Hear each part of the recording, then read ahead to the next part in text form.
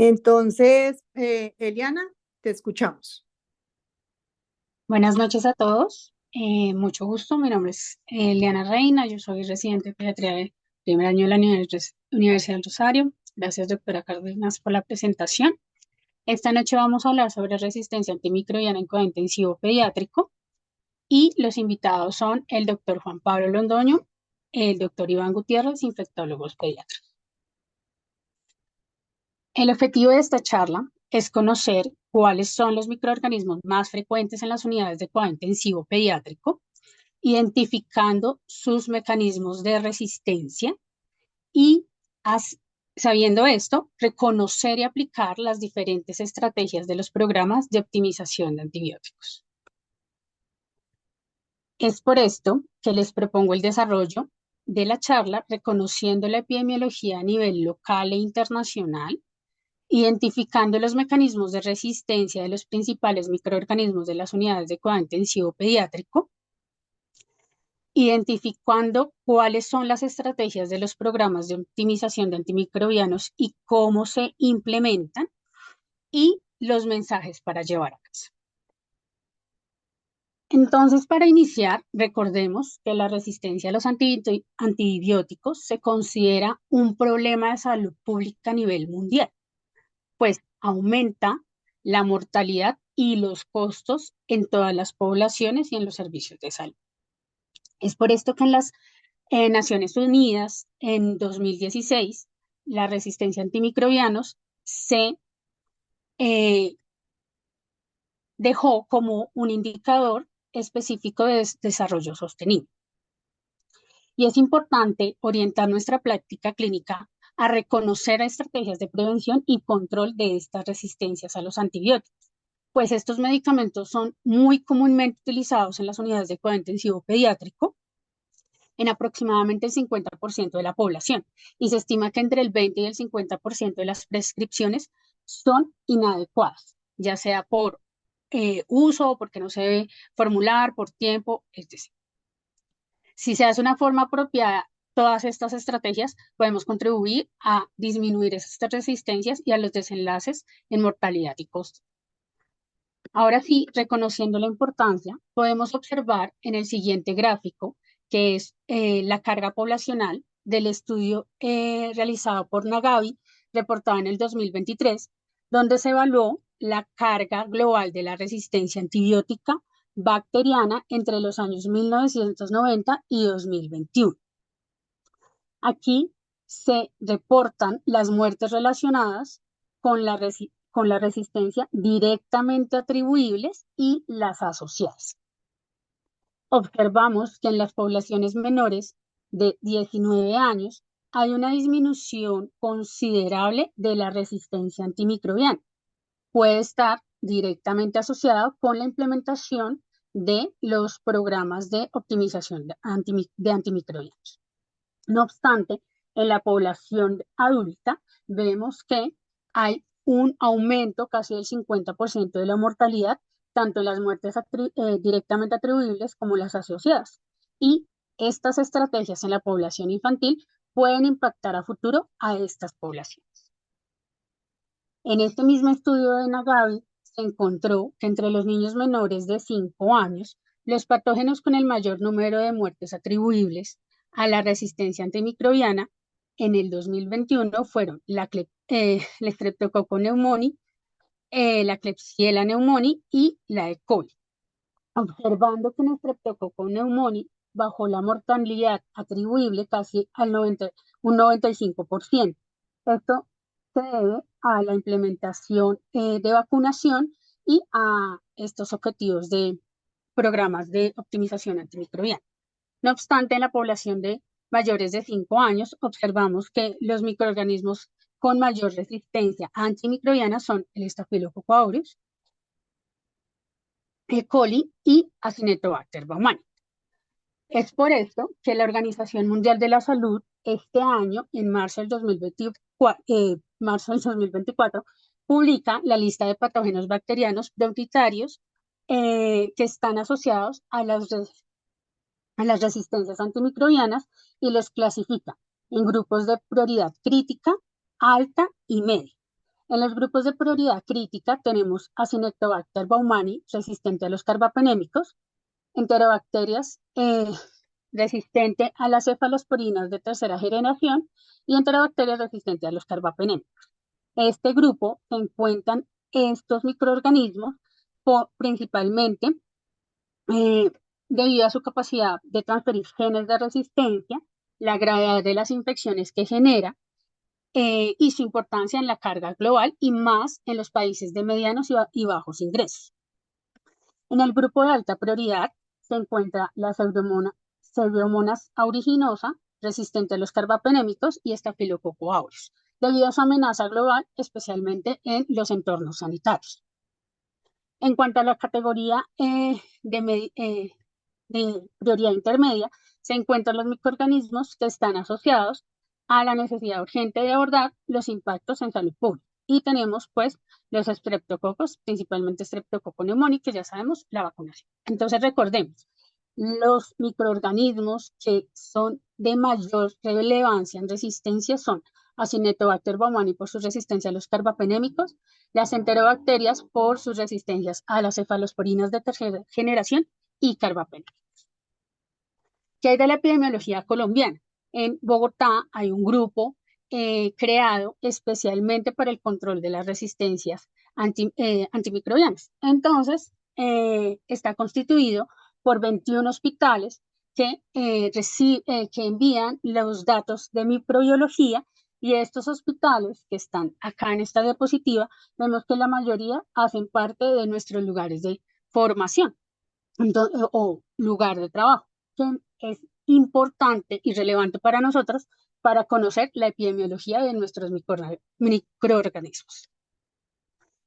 En esta diapositiva vemos la frecuencia de los microorganismos en las unidades de cuidado intensivo pediátrico en el año 2022 y 2023, observando que los gérmenes de mayor relevancia o de mayor aislamiento son E. coli, Klebsiella pneumoniae y Staphylococcus aureus. Y los aislamientos, ¿en dónde son? En sangre en un 38%, en tráquea en un 19% y en orina en un 15%. Recordemos que muchas veces no hay un aislamiento, sea porque no es posibilidad de recoger la muestra o porque lastimosamente no son tan sensibles estos cultivos. En cuanto a la discriminación de estos microorganismos relevantes, tenemos E. coli. Entonces, el comportamiento de la E. coli en las unidades de cuidado intensivo pediátrico en el 2023 mostraron que su resistencia a la ceftriaxona fue del 21.7%. Recordemos que la ceftriaxona es un marcador de resistencia para beta-lactamases de espectro extendido. Es decir, que las E. coli blei en la población bogotana es aproximadamente del 22%.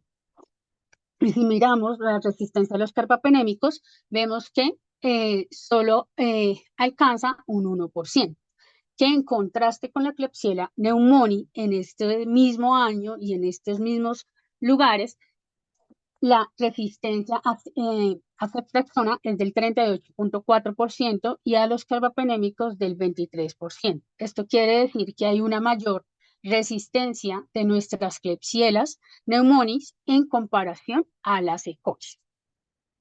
No obstante, no es muy alto a comparación de las resistencias a nivel mundial o en los adultos. En cuanto a Staphylococcus aureus en unidad de cuidado intensivo pediátrico en el 2023, vemos que la resistencia a la oxacilina es aproximadamente del 50%.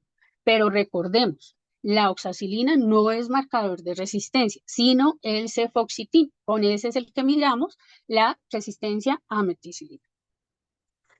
Vemos acá que ni para el 2022 ni el 2023 se reportaron resistencias a la vancomicina por el Staphylococcus aureus.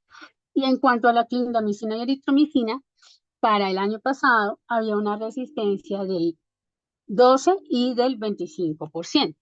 Que si comparamos con este estudio multicéntrico nacional que se realizó acá en Colombia entre el 2018 y 2021, donde se caracterizó la epidemiología y microbiología de las infecciones pediátricas por Staphylococcus aureus, observamos que hay un aumento tanto en las resistencias a la oxacilina, a la eritromicina y a la clindamicina.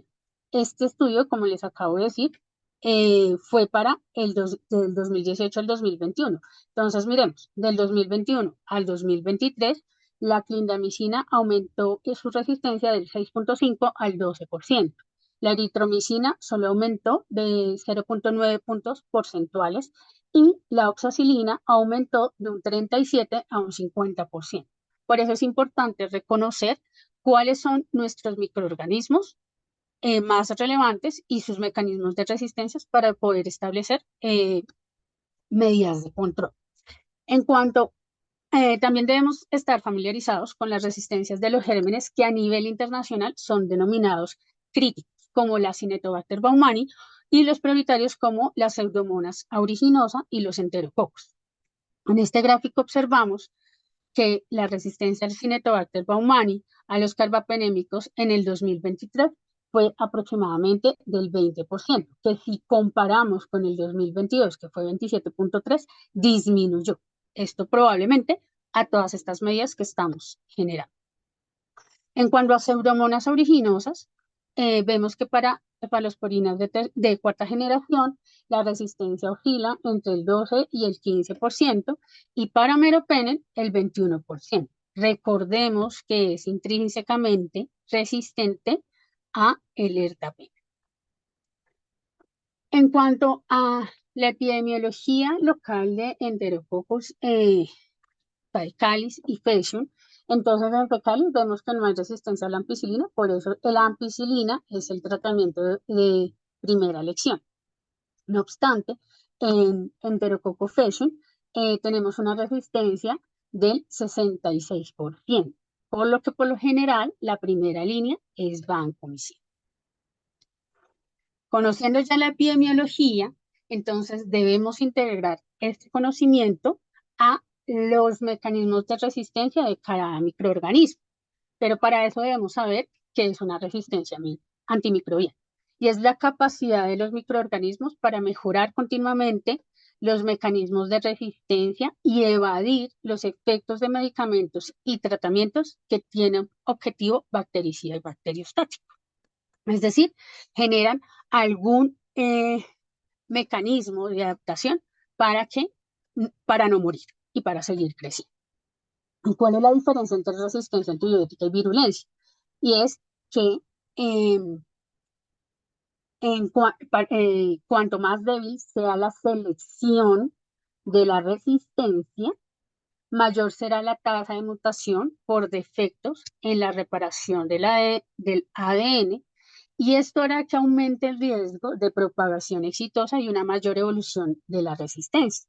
Es el caso de la Neisseria meningitidis y el Streptococcus pyogenes. En cuanto a la resistencia, entre más fuerte sea la selección de la resistencia, menor será la tasa de mutación o de replicación o propagación, como es el caso de las pseudomonas o el Staphylococcus epidermidis. ¿Cuáles son los factores asociados a estas resistencias? Tenemos las asociadas directamente a los medicamentos o al paciente. En cuanto al medicamento, tenemos que tener en cuenta que el uso previo de antimicrobianos, y más si es en las 48 horas previas al ingreso a hospitalización o a unidad de cuidado intensivo pediátrico, aumenta el riesgo de esta resistencia. La selección inadecuada del fármaco. Esto aumenta pues la resistencia, sino que también aumenta los desenlaces fatales en los niños con choque séptico. El uso prolongado e inapropiado puede influir también negativamente la morbilidad y la mortalidad y las dosis óptimas también. En cuanto a la inmunosupresión, en cuanto al paciente, tenemos los pacientes inmunocomprometidos, entre esos están los niños desnutridos, los niños con neoplasias o con trasplantes, pues ellos tienen una muestra a niveles de expresión significativamente reducidos de las citocinas clave involucradas en la función de las células T, lo que hace pues más difícil la respuesta del organismo tanto a la infección como a la actividad antimicrobiana. La edad, entonces, se ha encontrado que, como lo mencioné en la epidemiología previa, que en niños menores de 5 años o mayores de 5 años hay una diferencia entre tanto microorganismos como la severidad de la infección, y esto hace pues que también respondan de forma diferente a los efectos antimicrobianos y por ende a las resistencias. También los microorganismos, tanto gram positivos como gram negativos, pueden generar una diferencia a estas resistencias, pues eh, tienen mecanismos diferentes y manejos antibióticos diferentes. ¿Cómo se adquieren las resistencias? Entonces, las resistencias tienen tres mecanismos generales de adquisición. La adaptativa, que es cuando la expresión genética se altera debido a la presencia de agentes antimicrobianos. Es transitoria y no es hereditaria. Se puede revertir cuando se elimina el inductor o el antibiótico. Las resistencias intrínsecas son las propiedades naturales de algunas bacterias que las hace propiamente resistentes porque viene codificado en su genética, como es el caso de las pseudomonas, que son intrínsecamente resistentes a las cefalosporinas de primera, segunda y tercera generación. En cuanto a la resistencia adquirida, tenemos que es la capacidad de las bacterias de desarrollar a través de cambios genéticos resistencia a antibióticos a los que previamente eran sensibles. Aquí tenemos las resistencias intrínsecas de mayor uso pues, en nuestro medio, y iniciando de abajo hacia arriba, tenemos la Cinectobacter, que es intrínsecamente resistente a la ampicilina, a las cefalosporinas y a los glicopéptidos.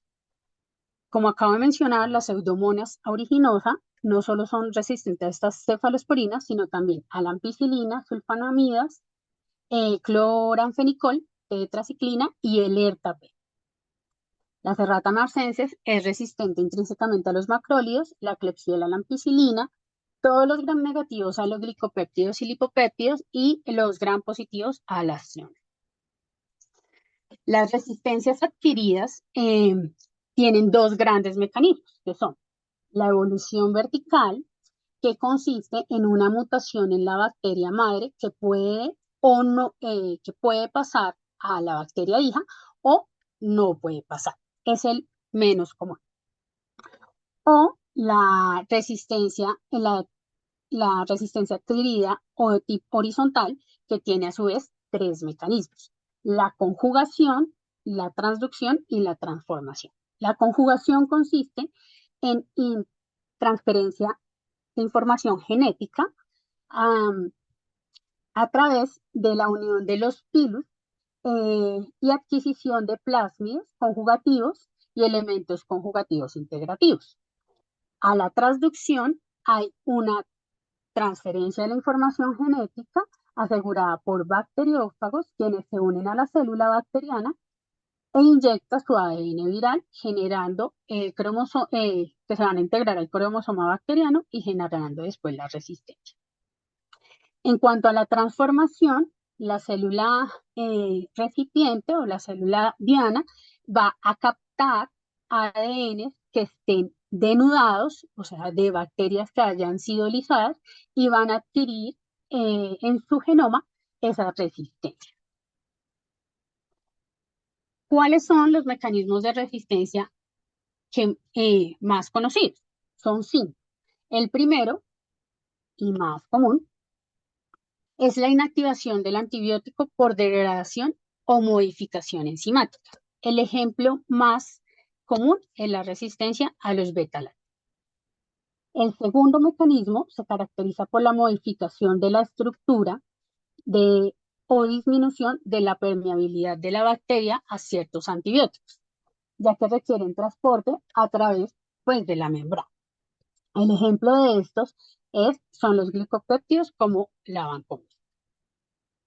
Las bombas de flujo, que es el tercer mecanismo, son proteínas que se encuentran en la membrana celular de las bacterias y funcionan expulsando el antibiótico de citoplasma a la periferia, disminuyendo las concentraciones intracelulares del fármaco, permitiendo que se reproduzcan y que sobrevivan. El mecanismo de resistencia más común es el de los carbapenémicos, las carbapenemasas en las pseudomonas o en la acinerobatos.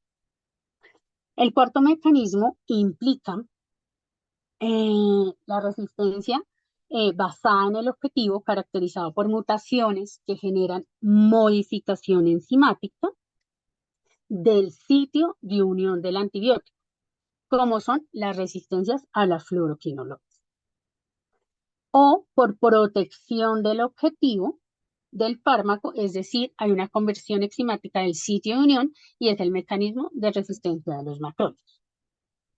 Por último, el quinto mecanismo de resistencia consiste en la modificación o desarrollo de una vía alternativa que reemplaza completamente la vía original a la que se unía el antibiótico. Hay dos ejemplos claros y uno es la resistencia de la meticilina en el Staphylococcus aureus, creando PP2A, o en los enterococos que surge debido a la adquisición de un grupo de genes VAN que cambian, sustituyen la D-alanil de alanina por D-alanil de lactato en la pared de celular y pues no permite pues el ingreso de la vancomicina. Ahora veremos los mecanismos de resistencia más comunes de los microorganismos de importancia en las unidades de cuidado intensivo pediátrico. Iniciaremos con los gram positivos y ahí nos enfocaremos en los Staphylococcus aureus, en Streptococcus pneumoniae y Enterococcus fecalis y fesh.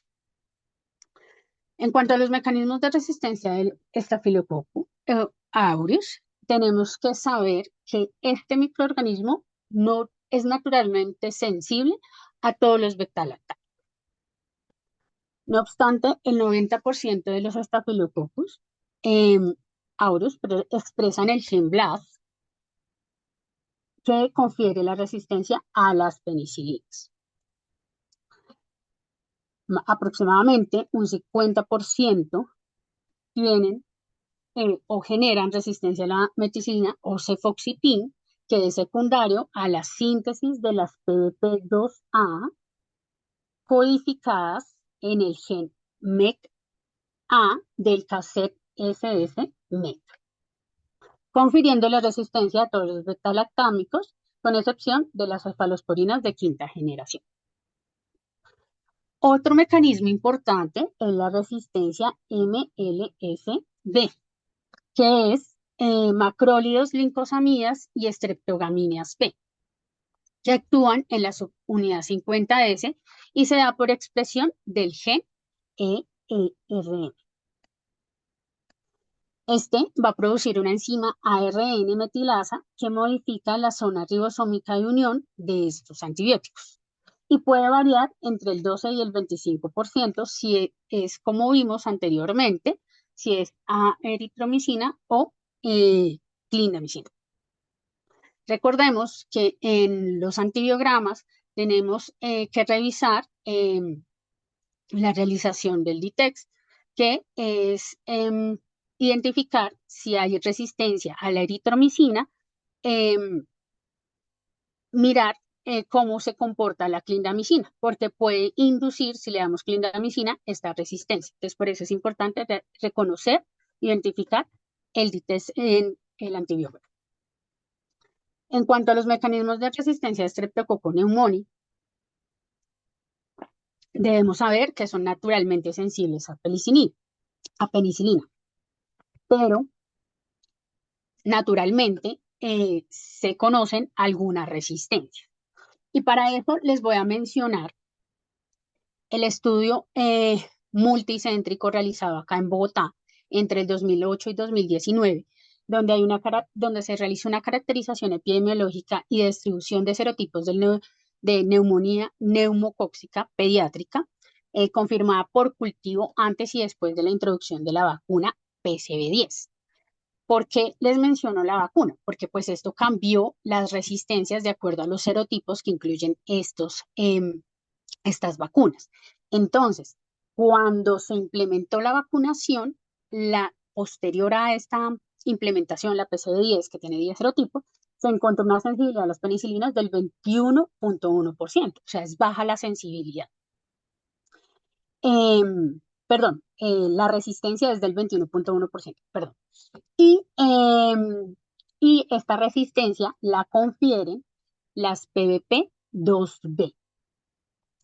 En cuanto a las cefalosporinas de tercera generación, la resistencia postvacunal fue de 8.2%, que la confiere la mutación de las PBP2X y las PBP1A. No obstante, cabe aclarar que, que hay unas mutaciones que no están conferidas por estos genes, sino por el gen MUR-M, que puede estar asociada a la resistencia del Streptococcus pneumoniae a los antibióticos beta-lactam. Asimismo, cabe resaltar que no se ha documentado en el Streptococcus pneumoniae genes de resistencia para la vancomicina. Es por esto y estos mecanismos que les acabo de mencionar y estas resistencias postvacunales que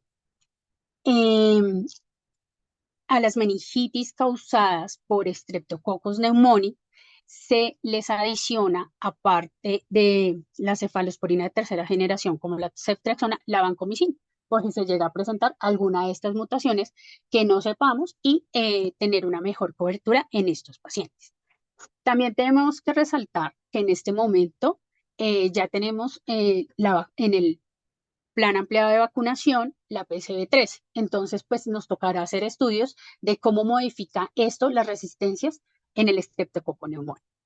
Otro de los mecanismos de resistencia al Streptococcus pneumoniae es la resistencia a los macrólidos, donde se ha visto una resistencia a la eritromicina del 34.1% y a la clindamicina del 28.5%. En cuanto a los mecanismos de resistencia de enterococos, debemos saber que intrínsecamente son resistentes a todas las cefalosporinas y a la clindamicina y dependiendo de la especie puede ser resistente a los macrólidos.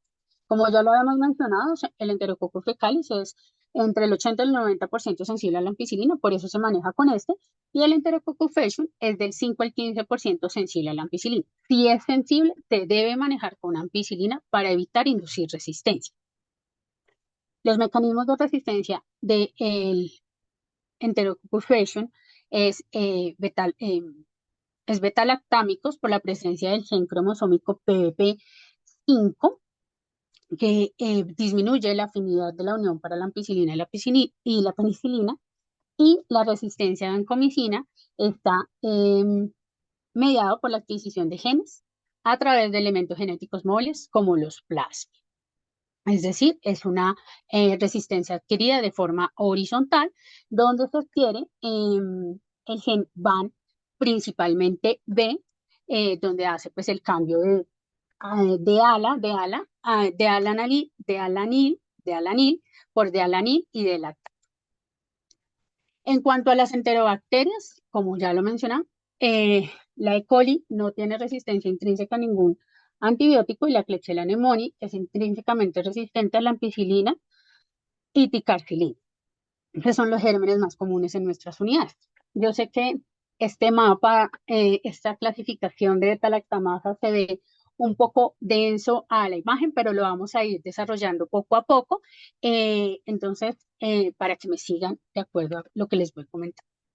Entonces, la clasificación de Ambler de las beta-lactamasas se basa en la estructura proteica primaria de cada enzima, que puede ser serina beta-lactamasa o metalo beta-lactamasa. Las metalo beta-lactamasas requieren de zinc para poder actuar, de un metal, principalmente el zinc, para poder actuar. En cuanto a las serinas beta-lactamasas, tenemos la clase E, la clase C y la clase D. Entre las clases A tenemos las beta-lactamasas de espectro ampliado, que son las beta-lactamasas que tienen actividad por las amino y las carboxipenicilasas. Es decir, estos antibióticos no nos van a funcionar y pues porque hay una resistencia en G. Y también va a tener una actividad por las cefalosporinas de primera generación. En cuanto a las IRT, tiene también actividad por las amino y carboxipenicilasas. No tiene actividad por las cefalosporinas de primera generación, pero sí tiene actividad por los inhibidores de beta-lactamasas, que es una gran diferencia entre las beta-lactamasas de espectro ampliado. En cuanto a la hiperexpresión, son los microorganismos que tienen actividad por los aminocarboxipenicilasas, las cefalosporinas de primera generación, los inhibidores de beta-lactamasas y puede o no tener actividad por las cefalosporinas de segunda generación. Entonces, es fácil confundir de pronto estos tres tipos de beta-lactamasa. Entonces, recordemos, las beta-lactamasas de espectro ampliado eh, confiere actividad por amino y carboxipenicilasa y cefalosporinas de primera generación. Es decir, no le podemos dar estos antibióticos. Tenemos que ir o por un inhibidor o por una cefalosporina de segunda generación. Los IRT tienen actividad por los aminos carboxipenicilasa, actividad por los inhibidores de beta-lactamasas, pero no actividad por las cefalosporinas. Es decir, de cefalosporinas de primera generación se podría manejar con uno de estos antibióticos. Y la hiperexpresión incluye las amino, las carboxipenicilasas, las cefalosporinas de primera generación y los inhibidores de beta-lactamasas.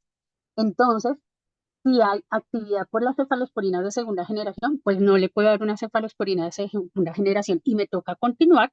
O si tiene actividad por no tiene actividad por las cefalosporinas de segunda generación, pues le doy uno de estos antibióticos. En cuanto a las BLE, las beta-lactamasas de espectro extendido, tenemos que tienen actividad por las penicilinas, las cefalosporinas y los monobactámicos.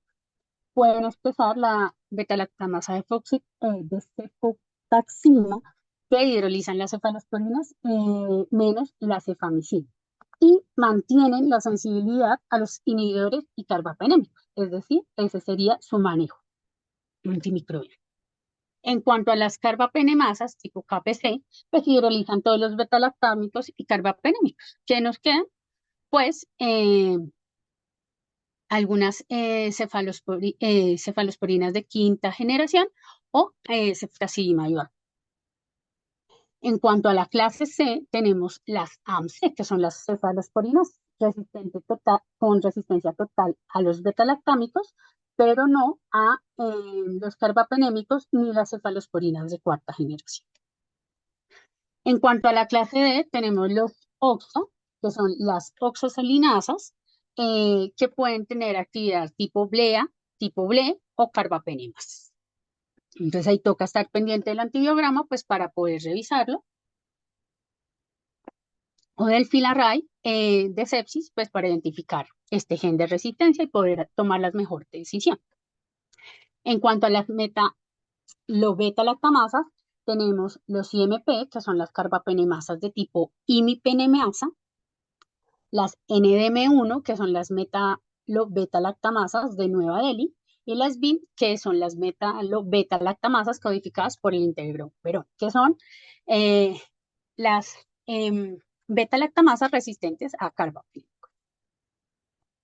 En cuanto a los no fermentadores, tenemos principalmente la Pseudomonas aeruginosa y el Acinetobacter baumannii. En cuanto a la Pseudomonas aeruginosa, en este recuadro de la izquierda de sus pantallas tenemos la resistencia intrínseca que tienen estas pseudomonas y es bastante. Entonces tenemos que concentrarnos en cuáles son sus mecanismos de resistencia principales y cuáles son los medicamentos que nos podrían servir. Entonces, sus mecanismos de resistencia pueden ser de tipo beta-lactamasa o carbapenemasa.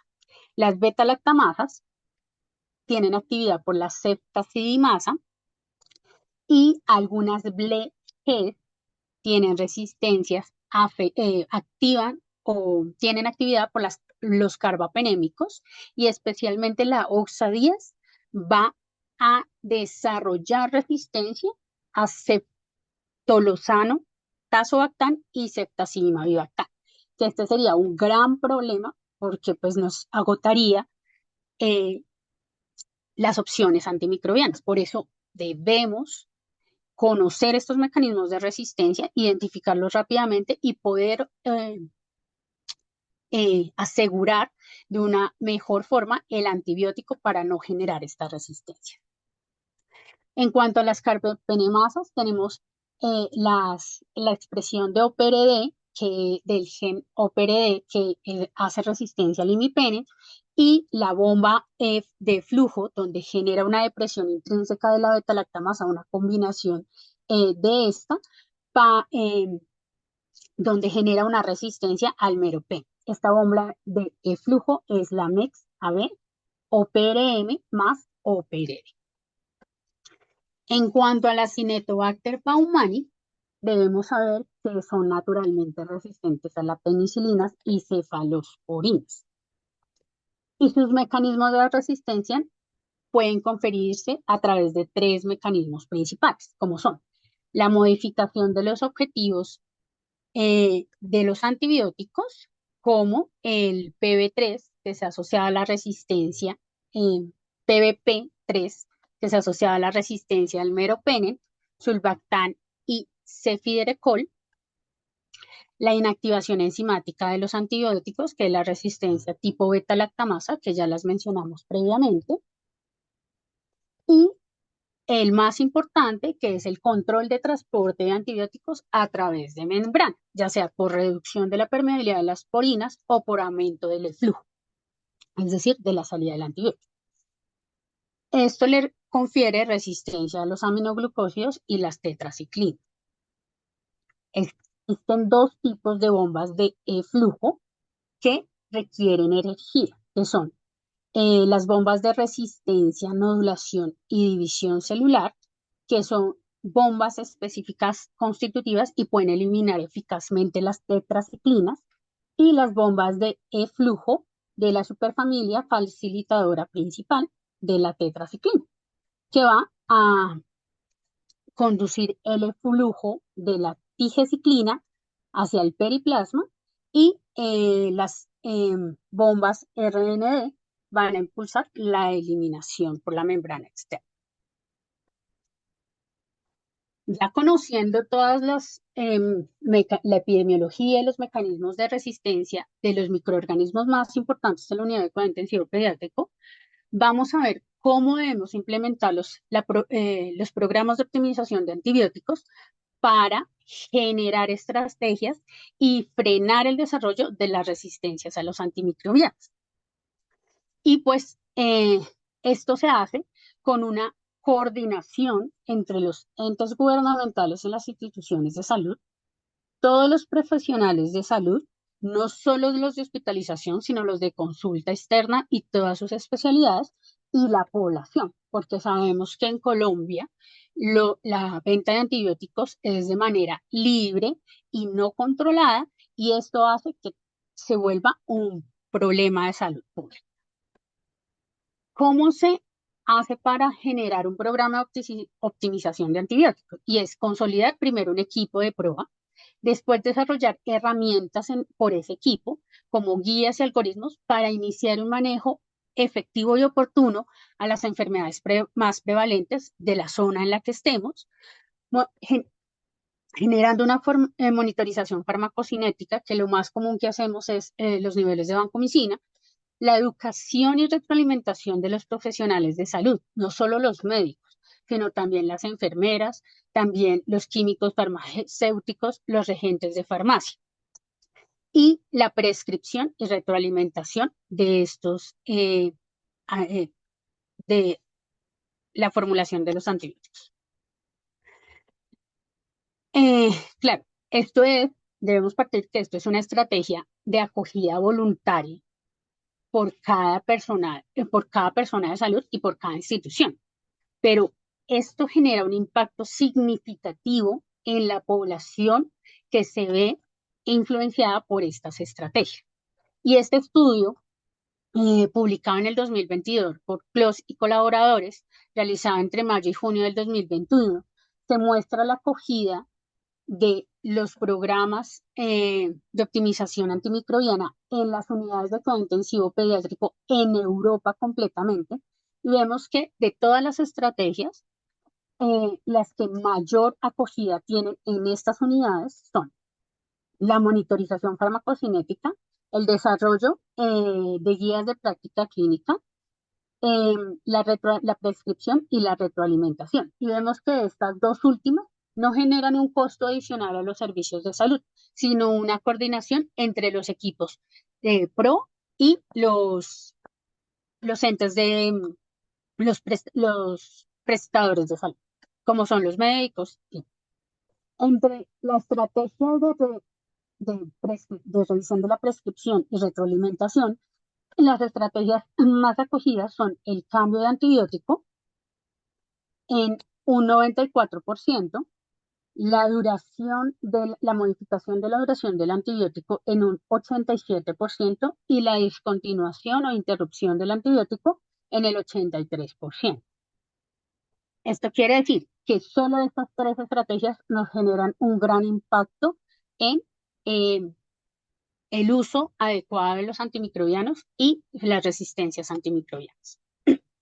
En este estudio observacional, prospectivo y multicéntrico de 26 unidades de cuidado intensivo pediátrico en España durante 3 meses, en el año 2014 y 2019, se ve cómo la implementación de los programas de optimización de antimicrobianos disminuye los desenlaces clínicos desfavorables, es decir, disminuye las infecciones, disminuye los efectos secundarios a los antibióticos, disminuye la mortalidad en los pacientes manejados, disminuye el espectro antimicrobiano, es decir, ya no se tienen que utilizar espectros amplios, sino los esquemas antibióticos pautados.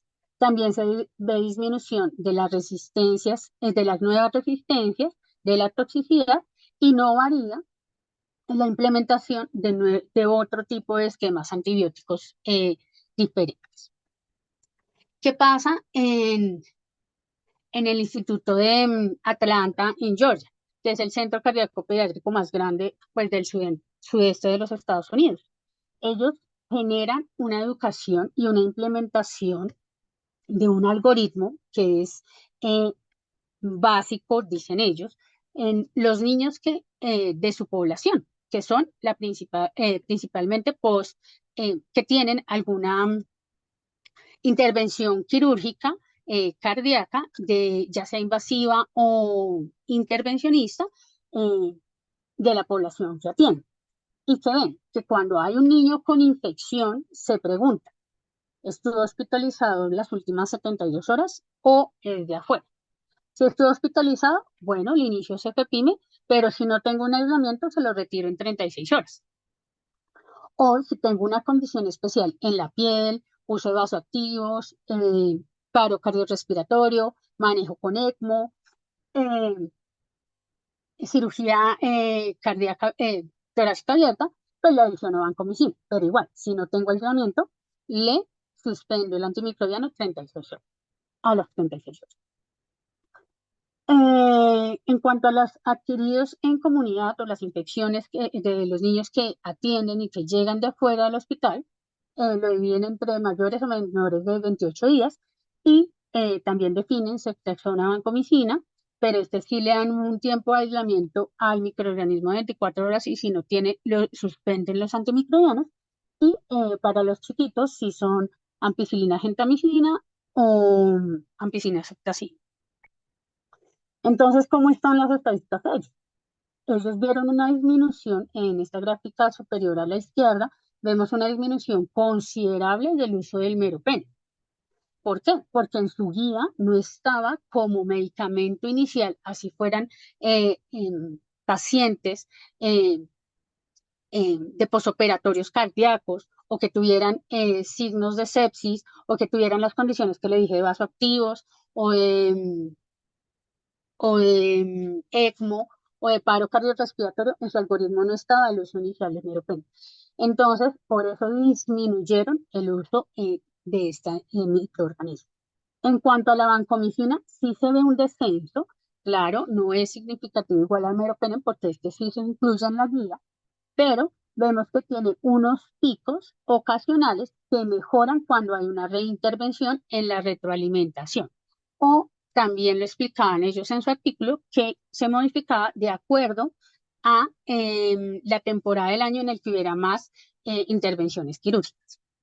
También concluyen que la implementación de este algoritmo y del uso de estos antibióticos no hizo que se modificaran los desenlaces de mortalidad y mucho menos que se usaran otros antibióticos se aumentara el uso de otros antibióticos de otros espectros. ¿Qué pasa en América Latina?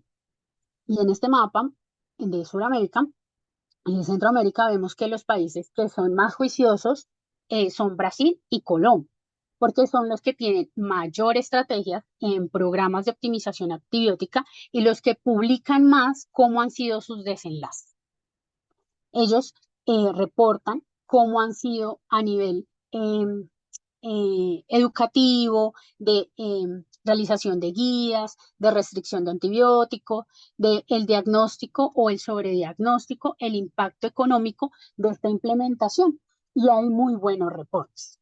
Hay pocos reportes en la población pediátrica, pero los hay. Y en la unidad de cuidado intensivo pediátrico tenemos este estudio que es realizado por los doctores Juan Pablo, Iván y colaboradores, publicado en el BMC de Infection Disease en enero del 2023, donde se documenta el consumo de antibióticos de importancia alta, como son la ceftriaxona, la vancomicina, la piperacilina tazobactam y la ampicilina sulbactam, donde vemos que el consumo por días de la terapia antimicrobiana de vancomicina y ampicilina sulbactam tiene un comportamiento más estable respecto a los otros, como son la ceftriaxona y la piperacilina tazobactam. Esto influye por las guías locales del uso de este antibiótico.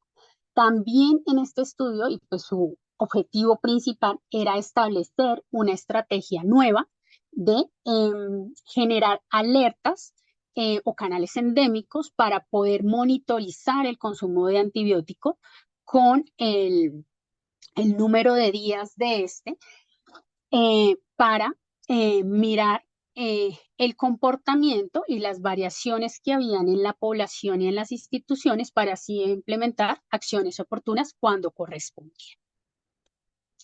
Entonces, por último, y para llevarnos a casa, ¿qué es importante de todo lo que hablamos? Todo, absolutamente todo. La vacunación es importante porque cambia el patrón de resistencia de todos los microorganismos, incluidos en las unidades de cuidado intensivo pediátrico. Por eso debemos promover la vacunación. Conocer la epidemiología local cambia la percepción de los regímenes antibióticos de la institución en la que estemos, porque cada institución tiene resistencias diferentes. Y hay unas instituciones que las infecciones urinarias se pueden manejar complicadas, se pueden manejar con cefuroxime y en otras no. Pero para eso toca identificar la epidemiología local, reconociendo los mecanismos de resistencia de esos microorganismos para así poder generar algoritmos de manejo y con esto poder escalonar o desescalonar oportunamente los antibióticos.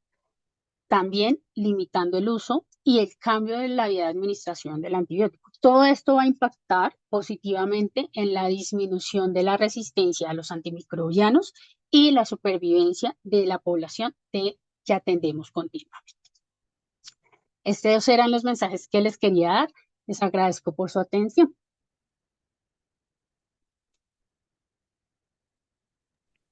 Muy bien, Eliana, una charla con muchos conceptos para llevar y para aplicar en cada una de nuestras unidades. Ahora le damos la palabra a nuestros invitados, el doctor Juan Pablo y el doctor Iván Gutiérrez, los infectólogos que están invitados el día de hoy.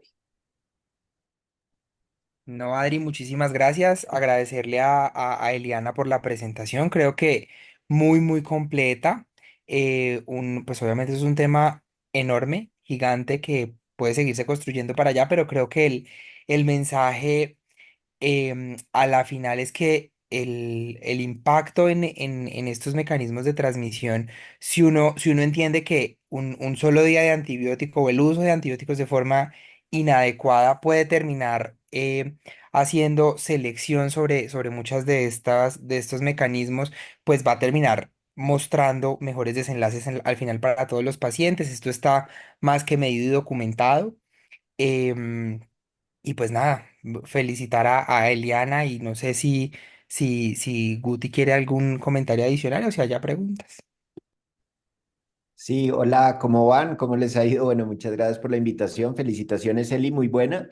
Yo agregaría un par de cosas y estamos en un momento epidemiológico particular, posterior, sobre todo de pandemia. Es muy heredado de adultos, pero se está convirtiendo en una realidad de niños y fíjense que se dispararon dramáticamente el aumento de KPC. Y si tener muchas KPCs era una preocupación, se volvió aún más terrorífico porque hay coproducción y presencia de KPC más NDM, y eso es algo tremendamente frecuente ahora en Colombia. Pero si eso no alcanzaba a ser lo suficientemente preocupante, ahora se presenta una notificación reciente del Instituto Nacional de Salud de carbapenemasas tipo KPC resistentes a ceftazidima y Vivactam, de tal forma que eso que mencionaba Helio, lo que menciona Juan Pablo, pues cada vez toma mayor importancia. Y el último mensaje que quisiera hacer tiene que ver con la importancia de los datos de epidemiología local. Entonces, algunas cosas de las que hemos visto o hemos venido aprendiendo en estos últimos 5, 6 o 7 años, tiene que ver cómo los datos o analizar los datos de microbiología y epidemiología local permiten tomar conductas que impactan los pisos, pero también unidades de cuidado intensivo. Y hablábamos con él y algún momento de forma rutinaria, supongan, usábamos Ceftria, urosepsis, Ceftria, pero como nos explicaba él y cuando veíamos nuestros fenotipos o patrones de resistencia, vemos que la hiperexpresión de penicilinasa nuestra, por lo menos en Colsup y Santa María, no se lleva a las cefalosporinas de segunda. Y entonces cuando analizamos y analizamos y analizamos de 2017 al 2024 a julio todos los aislamientos, tendríamos que tratar 100 infecciones de vías urinarias de forma empírica para que en una hubiera beneficio de usar Ceftria versus Cefuro. De tal forma que entonces dijimos, ok, se va disminuyendo esa presión, esa selección y usamos un menor espectro. Y el último, que es algo que pues se ve con relativa frecuencia y tiene que ver con el uso, por ejemplo, de piptazo en pacientes malos, digamos, escenarios particularmente críticos, digamos que se usa por algunas particularidades, pero de pronto, oiga, un paciente con peritonitis, identificamos la frecuencia de nuestras pseudomonas y en nuestros casos, por eso digo la epidemiología local, y era relativamente baja. Iba derivando eso en guías locales en las que no usamos de pronto piptazos sino cefuro, etcétera, etcétera. Así que nuevamente felicitaciones, recordar lo dramático de la multidrogoresistencia, KPC-NDM, alerta ceftazidimia y Vivactam, e importancia de con sus programas de uso racional de antibióticos tener guías locales, recomendaciones locales basadas en microbiología y epidemiología local. Felicitaciones, Eli, muy chévere. Abrimos el espacio de la discusión. Si alguien tiene preguntas para Eliana o para nuestros invitados, adelante, por favor.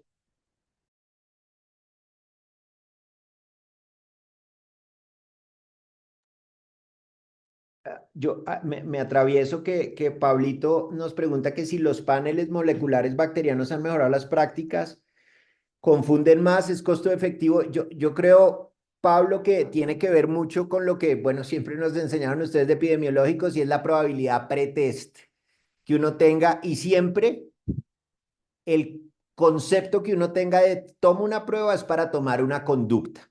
Porque en ocasiones decimos, ok, hice un panel de biología molecular, sé que nos preguntaste por el bacteriano, en el contexto de una infección respiratoria, digo, tiene un metaneumovirus, que sé que el metaneumovirus similar a sincitial, menos duro que adeno, un poco menos que influenza, puede hacer opacidades mixtas, pero yo digo, igual le voy a dejar ceftriaxona o cefepimemero, yo diría que en ese escenario, pues posiblemente replantéelo. En relación al de neumonía, fíjate que depende de las características de la unidad y esta forma en la que se toma la prueba es fundamental. Hay algunos centros en los que dicen, oiga, para disminuir posibilidad de arrastre que me lleve a algo superior, dice incluso con lavado broncoalveolar, protegido, cepillo, etcétera. Yo sé que es difícil hacerlo, pero el mensaje es que son tan tremendamente sensibles que pueden llegar a confundir.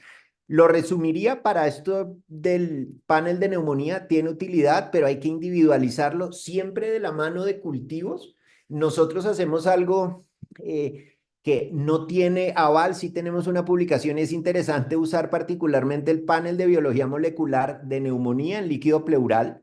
Y fíjense que ahí sí pasó la recuperación de neumococo de un 15, 20 a un 70%, tremendamente impactante. Sin embargo, por nuestra epidemiología local y uso de antibióticos y posiblemente ese valor precrítico al momento de la toma no nos fue tan bien en el panel de neumonía porque nos llevábamos una Pseudomonas, Serratia, KPCN de mí y uno decía, oiga, pero si es una bronquiolitis. Y el último que termino diciendo y que para nosotros es muy importante es el de sepsis, tremendamente importante. Para nosotros, por nuestra epidemiología local, particularmente cocos gram positivos en contexto de infección por aureus para detección de gen MK y optimización o ajuste temprano a oxa o a vancomicina. Pero sin duda, los centros que tienen producción de carbapenemasas, la detección de KPC, NDM, BIM, etcétera, representan también algo tremendamente importante, Pablo, porque es un ajuste temprano de o quitar ese carbapenémico o al revés, ajustar de, qué sé yo, ceftabivactam que tenía a usar un carbapenémico o sea lo que sea el mecanismo identificado.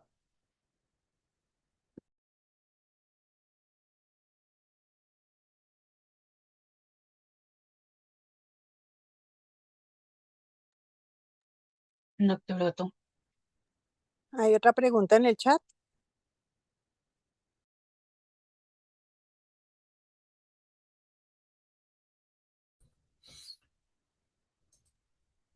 Adri, si me Eliana, bueno, permites, quisiera hacer dos comentarios.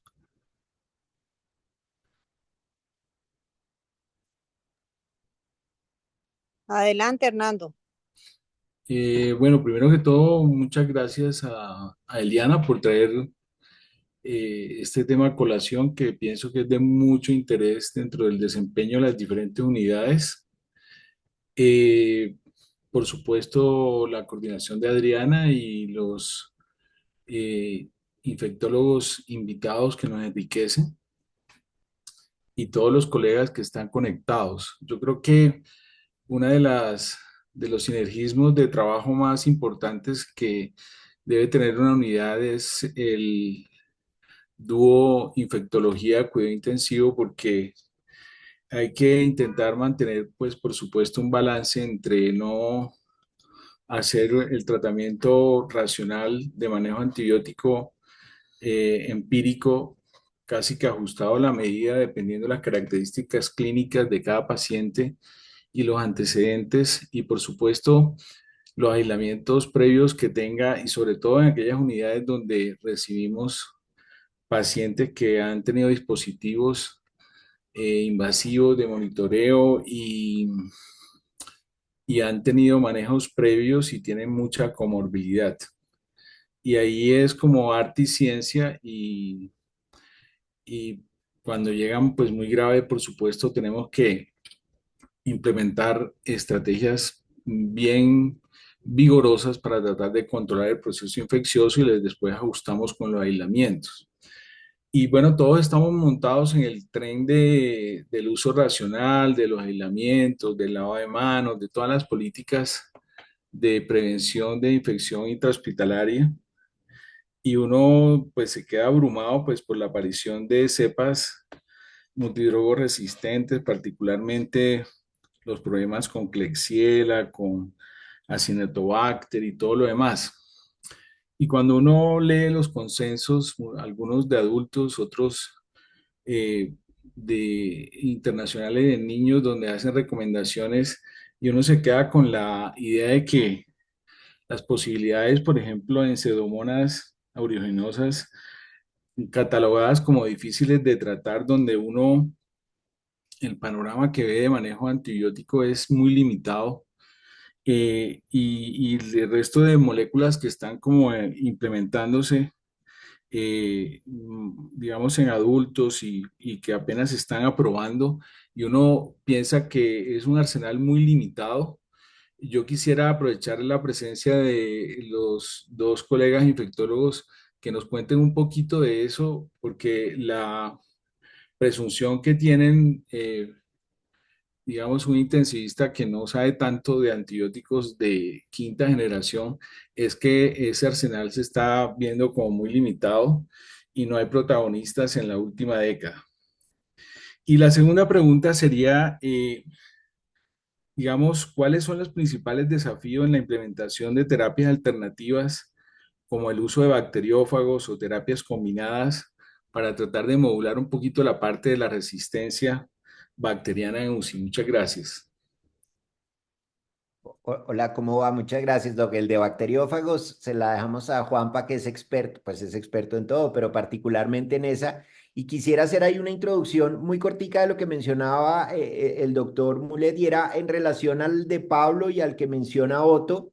Y definitivamente, hoy en día los programas de gestión de gerenciamiento de antimicrobianos son obligatorios, hacen parte de lineamientos nacionales. Y eso fue bien interesante porque antes era algo voluntario, incluso tenemos tiempos por número de camas, medio por 100, aumenta, se dobla si hay unidad cuidado intensivo, si hay trasplante, es decir, el mensaje se convirtieron afortunadamente en algo que deberíamos verlo como necesario, pero también obligatorio. Cuando uno le dice en evidencia, Pablo, es tremenda. Fíjate que, por ejemplo, estamos lentos en la publicación, pero 2016 a 2024 la reducción en ceftriaxona, tanto en unidad cuidado intensivo como en pisos, fue cercana al 85 a 97%, y eso incluyó varios fenómenos: urosepsis, deja de usar urosepsis, bueno, el concepto de fiebre sin foco aparente y riesgo de bacteremia, pues se radica, no aplica aquí mucho, y particularmente se optimizó su uso en neumonía. Neumonía se lo tiró todo el 2013 a 14, porque lo que ustedes están viendo en estos últimos meses es un aumento en neumonías complicadas, derrame, empiema, escenario que no teníamos antes y tiene que ver con 19A en un menor papel 3. Y el problema del 19A es que es resistente a PENI, es decir, usamos más ceftriaxona del usual. Eso es para decir, en diferentes escenarios han demostrado impacto, pero es bien interesante, y con Juan Pablo presentamos hace poquito incluso el uso de claritromicina, disminuyendo claritromicina, pero vean que en la unidad de cuidado intensivo disminuyó cefepime sin aumentar meropenem, pero aumentó el uso de ampicilina y penicilina. Incluso nosotros decíamos, oiga, ¿por qué ampisulbactam? Porque en ocasiones se dice, oiga, pero está malo aunque sea ampisulbactam, pero uno dice, bueno, ampisulbactam, ¿qué gana en relación a ampicilina? Y uno dice, el sulbactam inhibe la beta-lactamasa del aureus. Bueno, pero creo que opacidades intersticiales realmente aumentan la posibilidad que tenga un aureus. La respuesta es posiblemente no. Oiga, pero aumenta actividad frente a Haemophilus y Moraxella, productor de beta-lactamasa. Y digo, oiga, pero tiene más de 2 años en nuestro centro, pero similar pasa en Colombia, el 90% de los hemófilos son sensibles a AMPI. Entonces, como que uno fue diciendo, pero ¿por qué AMPI sulbactam? Lo resumo diciendo, tal cual como dice Otto, tanto en neonatos, incluso Juan Pablo acaba de presentar algo muy interesante en Mederi de uso de antibióticos en neonatos, como en grandes, y particularmente en unidades de cuidado intensivo, tienen un impacto tremendo. Muy cortico la siguiente, Doc, y es una realidad. Si miramos el desarrollo de tratamientos para el cáncer, antilipemiantes, y tiene sentido, y son para toda la vida, y son tremendamente costosos, y las patentes se manejan diferentes, se producen de forma permanente. Nosotros, moléculas nuevas, pues son muy poquitas, y las que vienen realmente son muy poquitas. Entonces el mensaje tiene que ser, tenemos que usar los mejores, mejor, salen los PROAS, duración corta, porque realmente las alternativas que tenemos son limitadas. Y vean lo que viene pasando con ceftazidime y Avibactam, que se convirtió en la panacea. Pues ya empieza a haber alerta a nivel mundial, y particularmente, o digo incluso en Colombia. Pseudomonas es un fenómeno particular. Nosotros tenemos una particularidad, y es que estas nuevas moléculas se aplican particularmente a mecanismos de resistencia diferente a los nuestros, pero nuestras pseudomonas, contrario a lo que describen en otras latitudes, median su resistencia, como lo decía Eli, por KPCs y también por NDM, que no es usual. Así que el fenómeno tiene que ir de la mano de prevención, de uso adecuado de antibióticos, y como lo decía de manera muy chévere usted, Doc, trabajando en equipo, unidades de cuidado intensivos, infectólogos, pediatras, como se viene haciendo. Y la de bacteriófagos, sí, Juanpa, porfa. Tranquilo. Listo. Con bacteriófagos, doctor Mulet, hay cosas muy interesantes, digamos que en el pipeline de desarrollo. Los bacteriófagos se han planteado como una estrategia en dos sentidos. La primera es que hay una teoría muy bonita evolutiva que se llama la teoría de la reina roja, que habla de que si usted pone a competir una molécula con una bacteria, pues la molécula es invariable en el tiempo, en cambio la bacteria no lo es. Eventualmente, la bacteria va a poder superar a la molécula, lo que hemos visto durante toda la aparición de resistencia en los años anteriores. Diferente a los bacteriófagos, que son organismos con capacidad de mutar, igual que la bacteria. Entonces, eventualmente entran en una competencia, digamos que armamentista, entre fago y bacteria, que eventualmente la bacteria es capaz de hacer resistencia al fago, pero el fago también de brincarse a la bacteria. Entonces, eso se ha planteado como una alternativa muy interesante a la resistencia de los antimicrobianos. ¿Qué hay hoy en desarrollos en fases clínicas bien avanzadas? Fagos para pseudomonas en pacientes quemados, para uso tópico, que son, digamos que bastante sencillos de utilizar, pues por la vía en la que se administran. Hay algunos fagos que se están utilizando para bacterias MDR, sobre todo resistencia a carbapenémicos. Esos están en estudios un poquito más atrasados. Hay fagos de aureus, también específicamente en infecciones de piel. El reto grande con los fagos y su uso es, pues primero llegar al sitio de la infección, porque pues se imaginarán que es mucho más complejo lograr que el fago llegue a donde tiene que llegar que una molécula mucho más pequeña. Ese es como el reto más grande, pero se está trabajando. De hecho, este año hay todo un congreso alrededor de fagoterapia ahorita en diciembre en Cartagena, todos invitados si quieren ir. Qué viene, qué hay y qué hay a futuro. Em, Hay algunos estudios, hablaba el doctor Mulet de terapia combinada. Digamos que la terapia combinada también se ha planteado como una opción para disminuir resistencia, pero en unos escenarios muy puntuales. Escenario muy puntual, tuberculosis. ¿Listo? Tuberculosis, utilizamos varios fármacos para reducir la posibilidad de resistencias, pero en bacterias, digamos que llamémoslas usuales, de las que vemos en las unidades de cuidado intensivo, la utilización de doble terapia en vez de terminar teniendo un efecto de disminuir resistencias, todo lo contrario, pone una presión selectiva mucho más alta y lo que puede terminar es en resistencias múltiples. Más que en ayudarnos a prevenir resistencia, porque las terapias son mucho más cortas. Digamos que uno espera que en un paciente eh, con sepsis en una semana, por lo menos yo tenga resuelta la gran carga bacteriana, no mucho más diferente a tuberculosis que van a ser 6 meses de tratamiento. Eso es como lo que puedo aportar, y creo que por aquí había una pregunta adicional del doctor Perdomo que yo pues voy a meter la cucharada, y él nos pregunta por infusiones, si las infusiones de antibióticos en algo nos ayudarían a reducir la resistencia. Digamos que están más pensadas como una mejoría farmacocinética. Digamos que se pensaron precisamente para el tratamiento de estos gérmenes resistentes, donde las mix eran un poco más altas, y en los antibióticos tiempo dependientes yo las tengo que tener.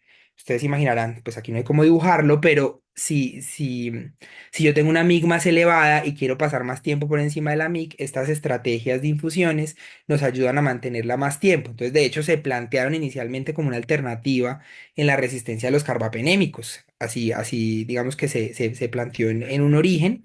Más que prevenir la aparición de resistencias, es lograr un mayor éxito clínico, o aumentar la posibilidad de éxito, porque se pasa más tiempo por encima de la MIC que no utilizándolo. Yo personalmente no he visto ningún estudio que hable de que esto disminuya el riesgo de inducir otras resistencias. No lo conozco.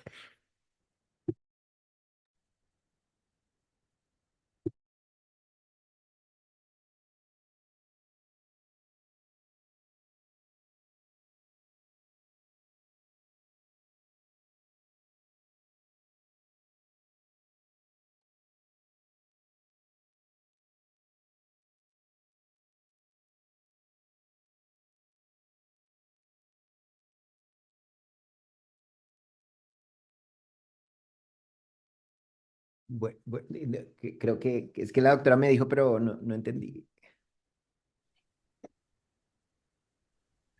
Doctora Adri. ¿Qué pasó, Adrianita, Iván? Ah, no, no, no. No, es que se fue un Dice poquito el sonido. dice que se me había ido. Ya, perdón. No. Sí, sí. No, no, no, digo por nosotros nada más, tal cual.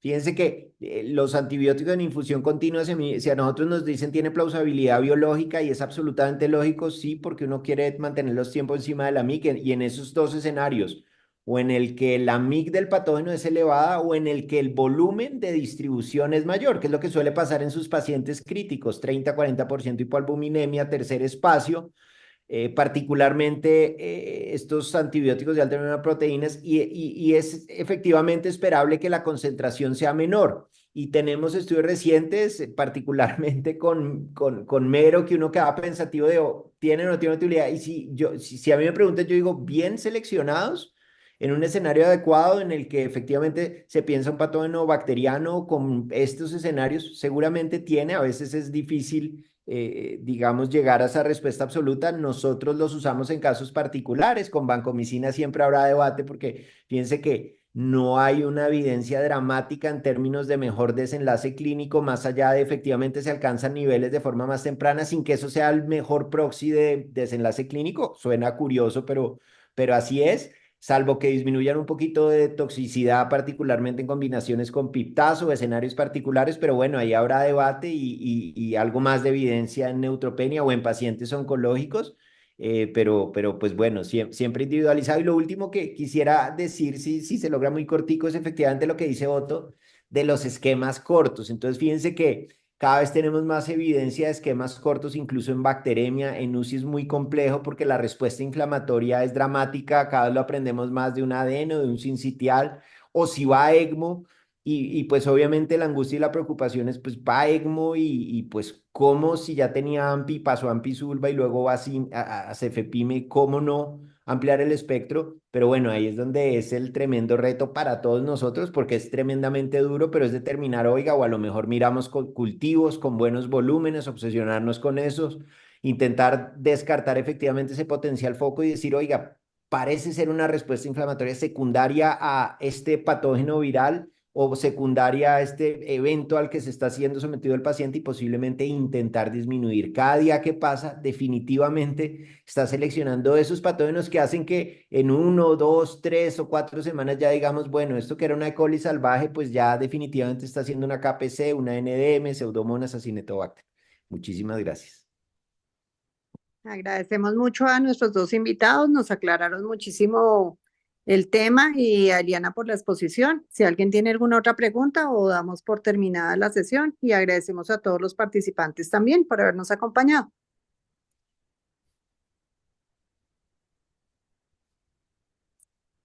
Bueno, entonces les deseamos muy buenas noches a todos y los esperamos en la próxima charla. Buenas noches.